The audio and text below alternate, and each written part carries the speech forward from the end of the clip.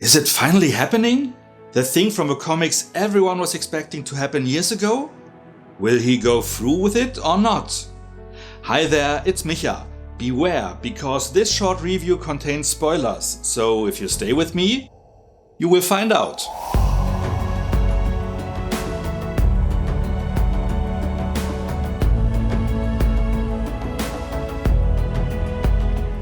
The first episode was all about Rick, catching us up on what happened with him after the incident at the bridge.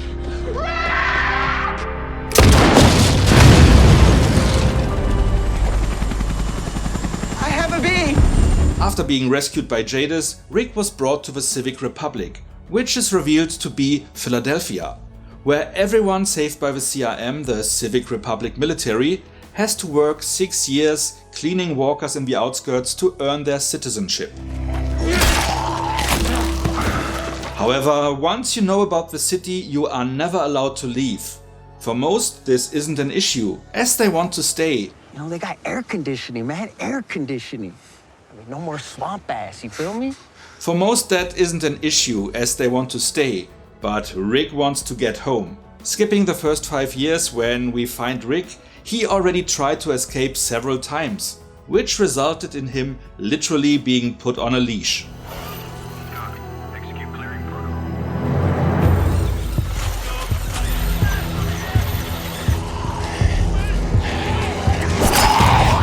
This is the reason he severed his hand, trying to get free, though in vain.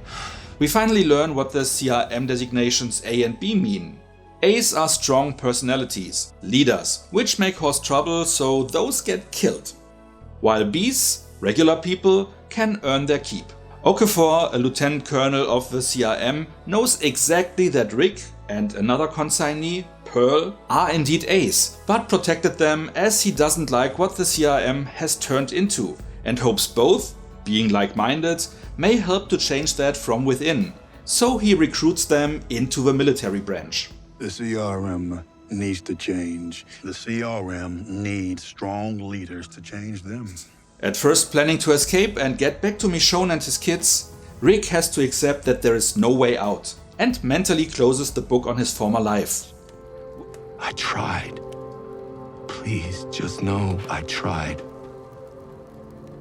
Willing to apply himself to better the CRM and thereby hopefully the country, he is finally all in, when his chopper is shot down and Okafor killed, apparently by Michonne, who fortunately chose to peek under his helmet before she would slit his throat. And here the episode ends. It was a solid start into the new chapter of our favorite survivors. As this one was all about Rick and how he landed where Michonne met him, it should be a fair assumption that the next episode covers her journey to that same point. And if she actually shot the chopper down and why she killed the other soldiers without hesitation. Where the show will continue after that is everyone's guess. Honestly, I didn't even expect them to reunite that early in the show, but I am equally interested in what they did since we last saw them and in what happens next, so I'm pleased with this approach. It's nice to see them both again, with Andrew Lincoln's Rick being away since 2018 and Danai Gurira's Michonne since 2020. And Rick is still a badass, chopping up his own hand and cauterizing the wound using the burning body of a walker.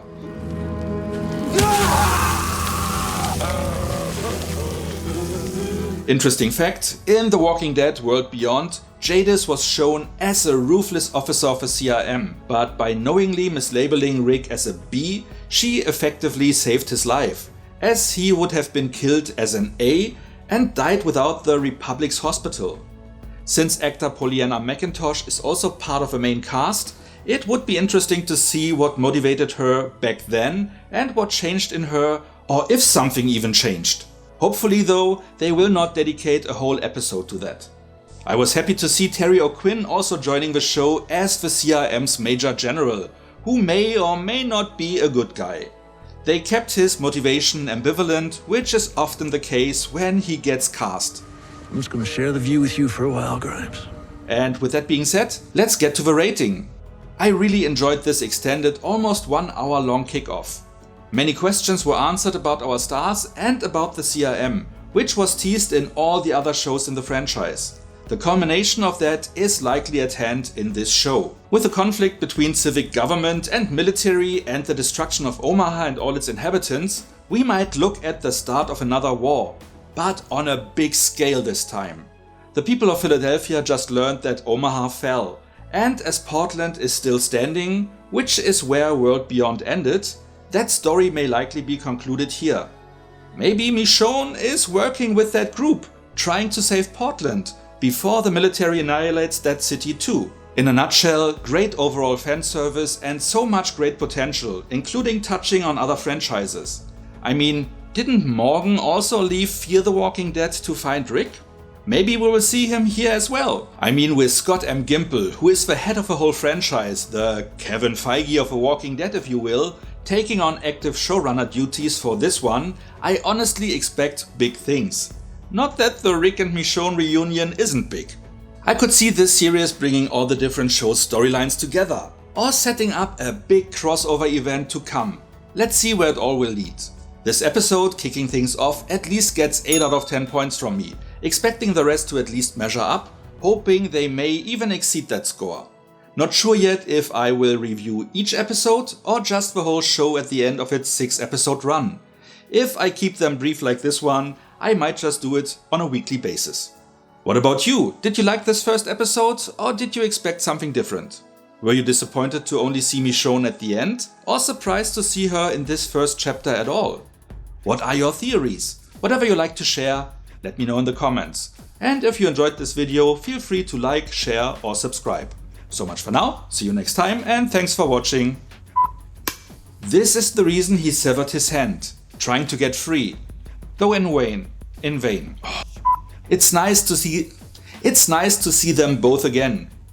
Not sure yet if I will each episode or just the whole show at the end of its 6th season of its 6